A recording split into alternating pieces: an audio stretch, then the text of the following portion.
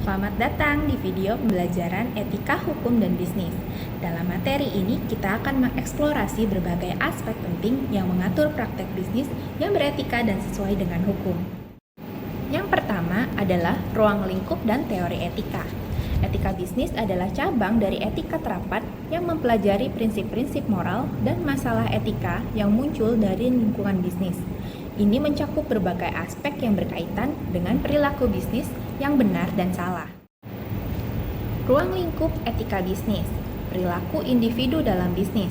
Hal ini mencakup bagaimana individu dalam organisasi membuat keputusan etis atau tidak etis. Contohnya termasuk integritas, kejujuran, dan tanggung jawab pribadi. Yang kedua, kebijakan dan praktek perusahaan. Ini melibatkan kebijakan internal perusahaan seperti kebijakan anti korupsi, kebijakan keberlanjutan, dan tanggung jawab sosial perusahaan. Yang ketiga, hubungan dengan pemangku kepentingan. Bagaimana perusahaan berinteraksi dengan para pemangku kepentingan seperti pelanggan, karyawan, pemegang saham, dan masyarakat. Ini mencakup praktek pemasaran yang etis, perlakuan yang adil terhadap karyawan, dan transparansi dengan pemegang saham. Yang keempat, kepatuhan hukum dan peraturan.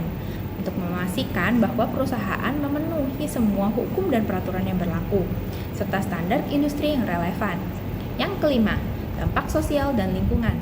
Tanggung jawab perusahaan terhadap dampak sosial dan lingkungan dari operasi mereka, termasuk isu-isu seperti perubahan iklim, pencemaran, dan penggunaan sumber daya alam. Teori dalam etika bisnis. Teori dalam etika bisnis menurut para ahli Andrew Crane dan Dirk Matten. Etika bisnis adalah penerapan prinsip-prinsip etika dalam konteks bisnis. Hal ini melibatkan penerapan nilai-nilai moral dalam pengambilan keputusan bisnis dan memastikan bahwa keputusan tersebut tidak hanya menguntungkan tapi juga adil dan benar. John Donaldson menyatakan bahwa etika bisnis adalah ilmu terapan yang mempelajari nilai-nilai moral dan bagaimana nilai-nilai diterapkan dalam kegiatan bisnis sehari-hari. Nilai disiplin yang diterapkan mencakup analisis kebijakan, keputusan, dan tindakan yang diambil oleh perusahaan dan manajer dalam sebuah perusahaan. Richard T. DeGeorge mendefinisikan etika bisnis sebagai studi tentang standar dan prinsip moral yang digunakan dalam dunia bisnis. Prinsip moral yang digunakan dalam dunia bisnis mencakup isu-isu seperti tanggung jawab sosial, hak-hak pekerja, keadilan dalam perdagangan, dan dampak bisnis terhadap lingkungan. Teori etika yang diterapkan dalam konteks etika bisnis. Teori etika yang diterapkan dalam konteks etika bisnis adalah utilitarianisme. Jerry Bentham merupakan salah satu tokoh pendiri utilitarianisme. Menurutnya, utilitarianisme adalah prinsip yang menyatakan bahwa tindakan dianggap benar sejauh mereka cenderung mempromosikan kebahagiaan dan salah, sejauh mereka cenderung mempromosikan kebalikan dari kebahagiaan. Kebahagiaan dalam hal ini diartikan sebagai kesenangan dan ketiadaan rasa sakit. Utilitarianisme mengutamakan tindakan yang menghasilkan akibat atau konsekuensi yang paling baik bagi jumlah yang terbesar.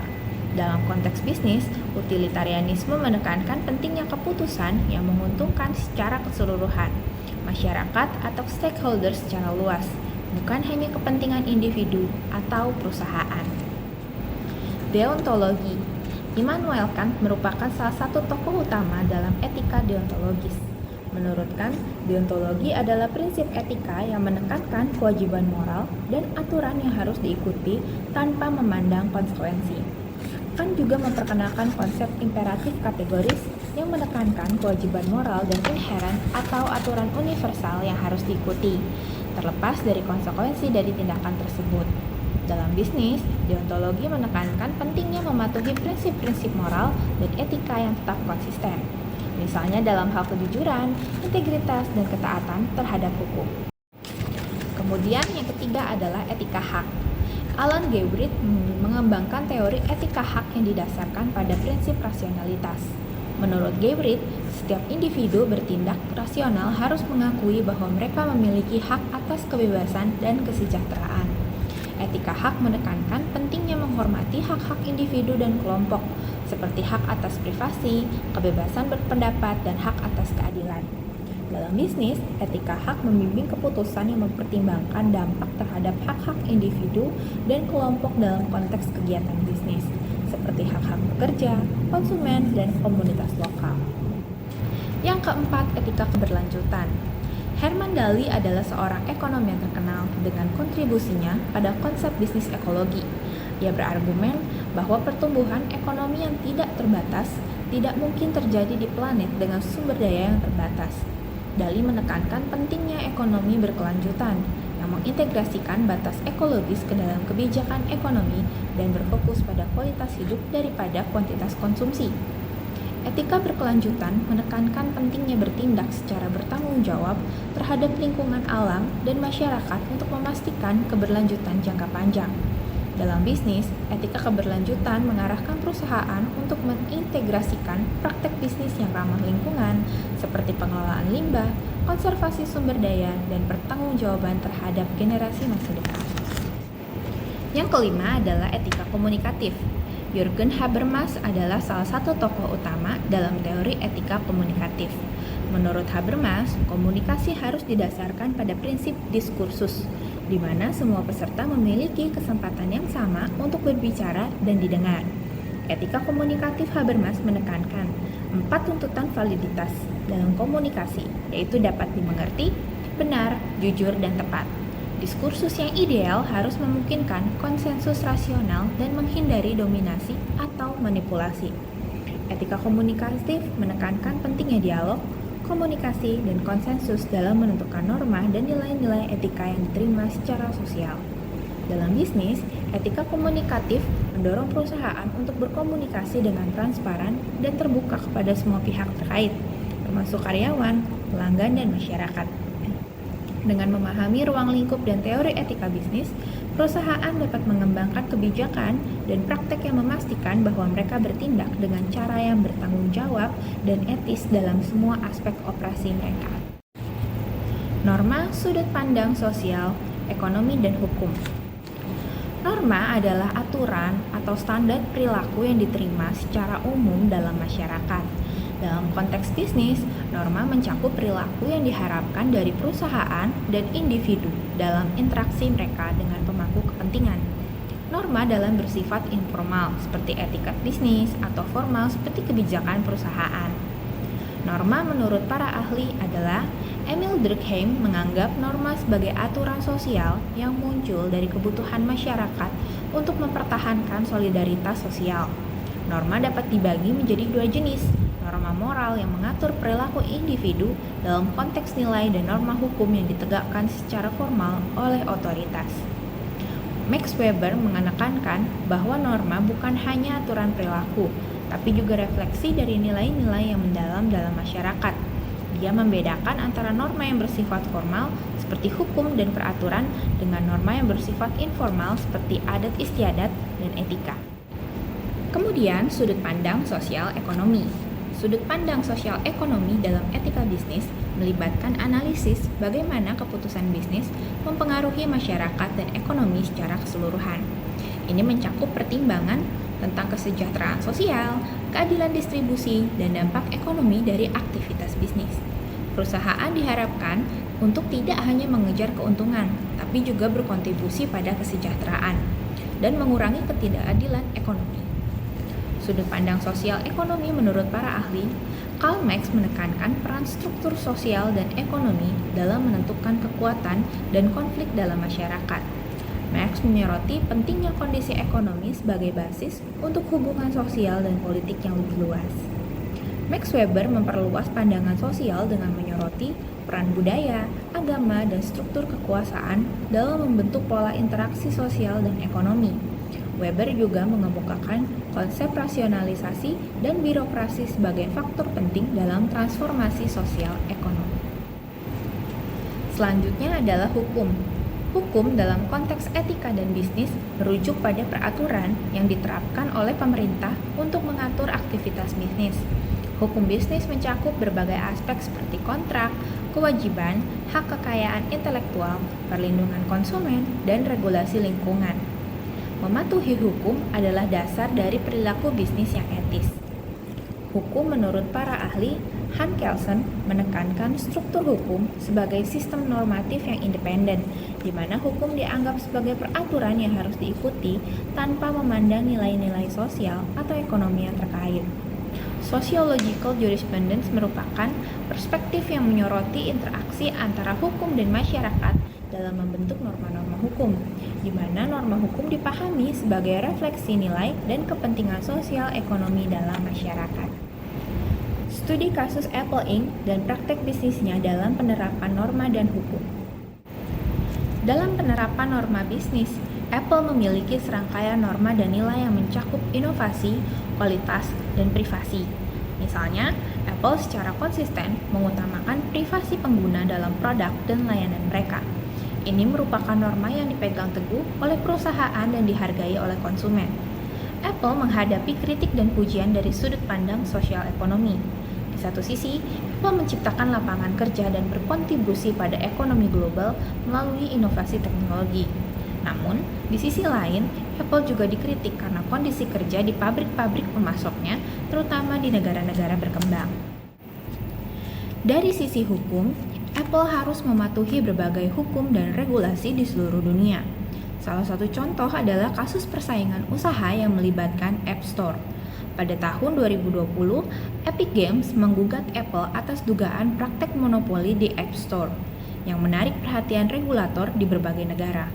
Kasus ini mengilustrasikan pentingnya mematuhi hukum antitrust dan regulasi pasar untuk menjaga persaingan yang adil. Epic Games merupakan pengembang game populer Fortnite yang menggugat Apple pada Agustus tahun 2020. Menuduh bahwa Apple melakukan praktek monopoli dengan memaksa pengembang aplikasi untuk menggunakan sistem pembayaran App Store dan membebankan komisi sebesar 30%. Dalam aspek norma, Apple mempertahankan bahwa kebijakan mereka adalah untuk memastikan keamanan dan privasi pengguna yang menggunakan bagian dari norma dan nilai perusahaan. Namun, Epic Games berargumen bahwa kebijakan tersebut membatasi inovasi dan menekan pengembang aplikasi kecil. Dari sudut pandang sosial ekonomi, kasus ini menyoroti dampak sosial ekonomi dari kebijakan Apple. Banyak pengembang aplikasi berpendapat bahwa komisi 30% mengurangi margin keuntungan mereka dan menghambat persaingan. Di sisi lain, Apple berpendapat bahwa komisi tersebut dapat digunakan untuk menjaga ekosistem App Store yang aman dan terpercaya. Dalam konteks hukum, kasus ini melibatkan undang-undang antitrust dan persaingan usaha. Pengadilan harus menentukan apakah kebijakan Apple melanggar hukum antitrust dengan menciptakan monopoli atau jika kebijakan tersebut sah dan diperlukan untuk melindungi ekosistem digital mereka. Keputusan pengadilan atas kasus gugatan Epic Games kepada Apple Inc. Pada September 2021, hakim memutuskan bahwa Apple tidak melanggar undang-undang antitrust, tetapi memerintahkan Apple untuk mengizinkan pengembang aplikasi mengarahkan pengguna ke sistem pembayaran alternatif untuk mengurangi kontrol Apple atas transaksi in-app. Keputusan ini mencerminkan keseimbangan antara hak bisnis untuk mengelola platform mereka dan kebutuhan untuk mendorong persaingan yang adil dan terbuka. Studi kasus Apple Inc. dan Epic Games menunjukkan bagaimana norma dan sudut pandang sosial ekonomi dan hukum berinteraksi dalam etika dan bisnis. Perusahaan harus mempertimbangkan semua aspek ini untuk memastikan bahwa mereka tidak hanya mematuhi hukum, tapi juga bertindak secara etis dan bertanggung jawab terhadap masyarakat. Tanggung jawab sosial perusahaan atau CSR.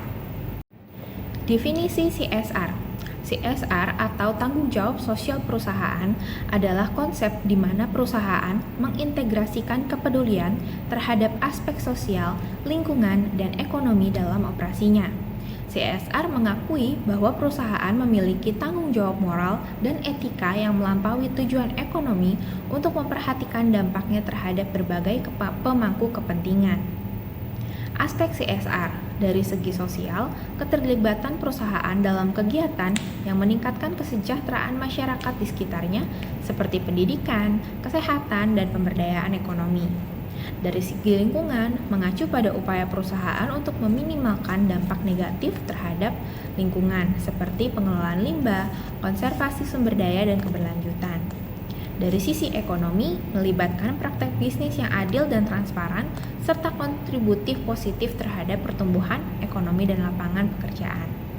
Manfaat dari CSR adalah meningkatkan reputasi dan citra perusahaan, meningkatkan kepuasan dan loyalitas konsumen, meningkatkan kinerja keuangan dalam jangka panjang, meningkatkan daya tarik bagi investor dan calon karyawan, berkontribusi pada pembangunan berkelanjutan dan kesejahteraan masyarakat.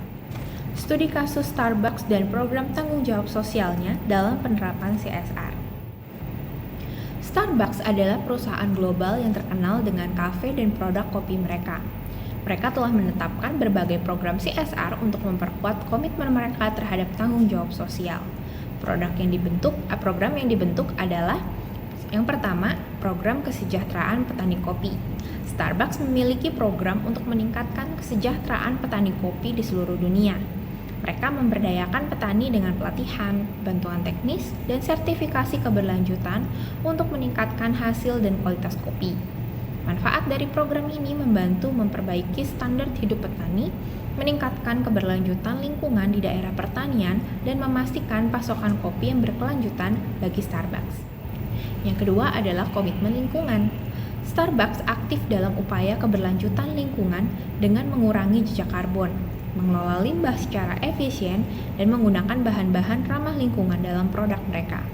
Langkah-langkah ini membantu mengurangi dampak negatif terhadap lingkungan, menjaga reputasi perusahaan sebagai pelopor keberlanjutan, dan memenuhi harapan konsumen yang peduli lingkungan. Yang ketiga, program pendidikan dan komunitas. Starbucks memiliki program untuk memberdayakan komunitas lokal dengan fokus pada pendidikan, pelatihan kerja, dan dukungan bagi anak-anak dan remaja dari keluarga kurang mampu. Program ini membantu meningkatkan kualitas hidup di komunitas lokal, mendukung pengembangan potensi individu, dan membangun hubungan yang kuat antara Starbucks dan masyarakat tempat mereka beroperasi. Starbucks adalah contoh yang baik tentang bagaimana CSR dapat diintegrasikan dalam bisnis untuk menciptakan dampak positif yang signifikan baik bagi perusahaan maupun masyarakat di sekitarnya. Dengan mengadopsi pendekatan CSR yang komprehensif, Starbucks tidak hanya memperkuat posisinya di pasar global, tapi juga menunjukkan komitmen yang kuat terhadap nilai-nilai etika bisnis dan hukum yang bertanggung jawab. Pengertian hukum, fungsi, dan tujuan hukum. Yang pertama, pengertian hukum adalah sistem aturan yang ditetapkan oleh pemerintah atau otoritas yang berwenang untuk mengatur perilaku individu dan kelompok dalam masyarakat. Hukum menetapkan standar perilaku yang diharapkan menyelesaikan konflik dan memfasilitasi keadilan dalam interaksi sosial dan ekonomi. Yang kedua, fungsi hukum. Fungsi hukum adalah untuk mengatur perilaku perusahaan dan individu dalam konteks bisnis, memastikan kepatuhan terhadap standar etika dan tanggung jawab sosial. Hukum menyediakan kerangka kerja untuk menyelesaikan konflik dan perselisihan, baik antara perusahaan dan konsumen, maupun dengan pihak lain. Hukum juga melindungi hak-hak konsumen, karyawan, pemegang saham, dan semua pemangku kepentingan dalam konteks bisnis. Hukum berperan dalam mencegah penyalahgunaan kekuasaan, penipuan, dan tindakan melanggar hukum lainnya dalam aktivitas bisnis. Tujuan hukum untuk menciptakan kesetaraan dan keadilan dalam interaksi bisnis, memastikan bahwa setiap individu dan perusahaan diperlakukan dengan adil. Hukum memberikan kepastian hukum bagi perusahaan untuk beroperasi, mengurangi ketidakpastian dalam keputusan bisnis. Hukum mengintegrasikan nilai-nilai etika dalam aturan dan yang mengatur praktek bisnis, mendorong praktek bisnis yang bertanggung jawab, sosial, dan lingkungan. Studi kasus penerapan hukum dalam bisnis contohnya adalah Nestle dan isu pemantauan tenaga kerja anak.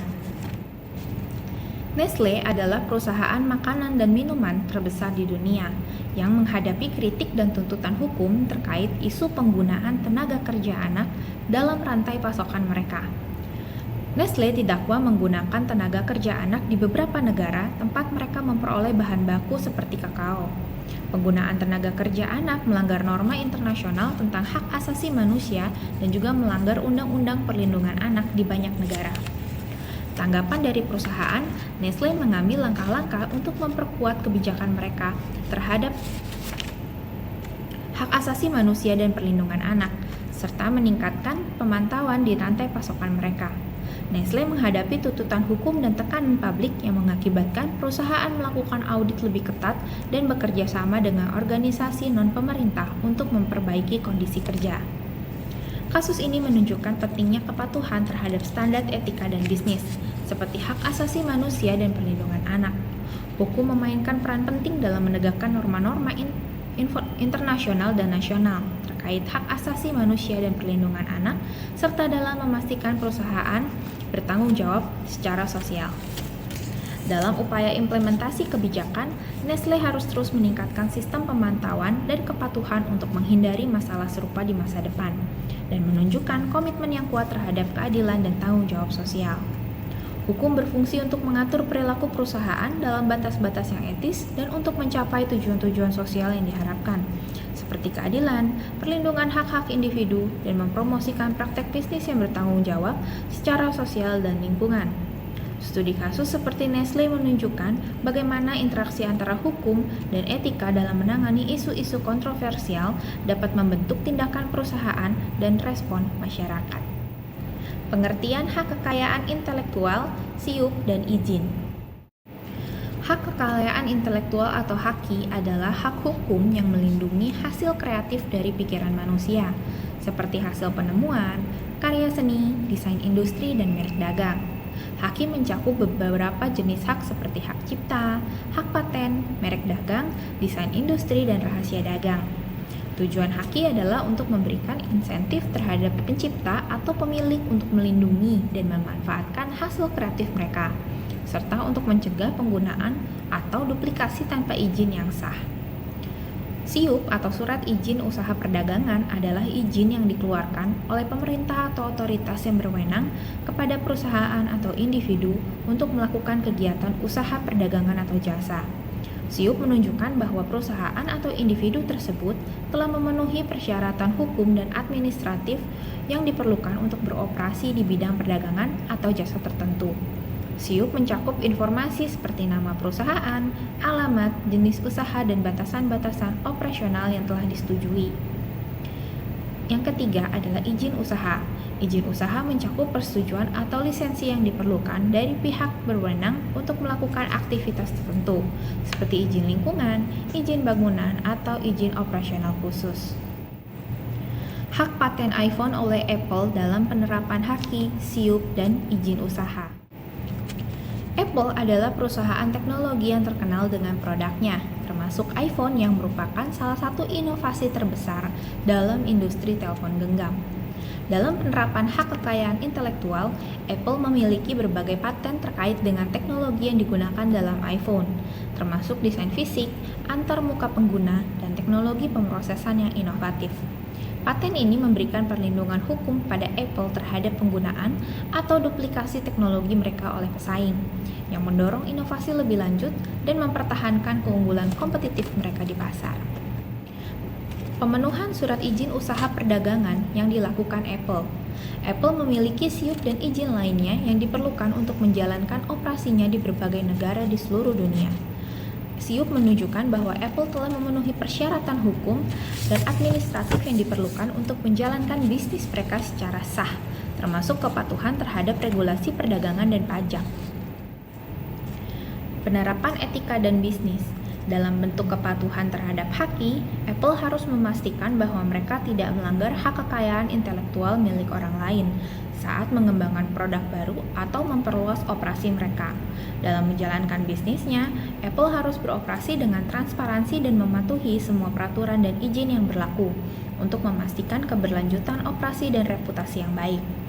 Kasus ini menunjukkan betapa pentingnya pengelolaan hak kekayaan intelektual dan kepatuhan terhadap izin yang berlaku dalam konteks bisnis.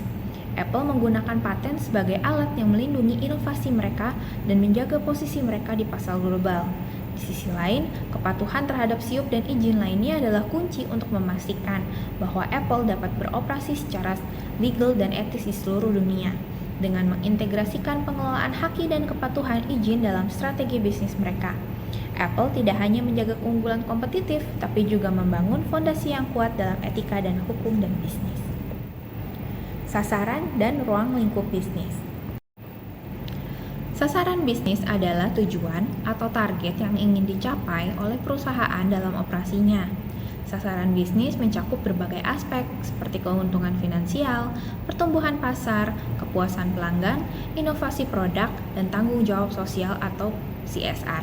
Tujuan utama bisnis adalah untuk menciptakan nilai bagi pemegang saham, memenuhi kebutuhan pelanggan, dan berkontribusi positif terhadap masyarakat dan lingkungan sekitarnya. Lingkup bisnis mencakup area atau ruang lingkup di mana perusahaan beroperasi dan bertanggung jawab. Lingkup bisnis meliputi segmen pasar, geografis, produk atau jasa yang ditawarkan, serta kegiatan operasional dan fungsi-fungsi pendukung dalam organisasi. Studi kasus sasaran dan lingkup bisnis dari Tesla dan misi keberlanjutannya. Tesla adalah perusahaan yang terkenal dengan mobil listrik dan inovasi dalam teknologi energi terbarukan. Sasaran utama Tesla adalah mengembangkan teknologi mobil listrik yang ramah lingkungan dan efisiensi energi. Tesla berusaha untuk memperluas pasar mobil listrik ke berbagai negara dan meningkatkan adopsi teknologi secara global, meskipun fokus pada inovasi dan keberlanjutan. Tesla juga memiliki sasaran untuk mencapai keuntungan finansial yang berkelanjutan bagi pemegang sahamnya.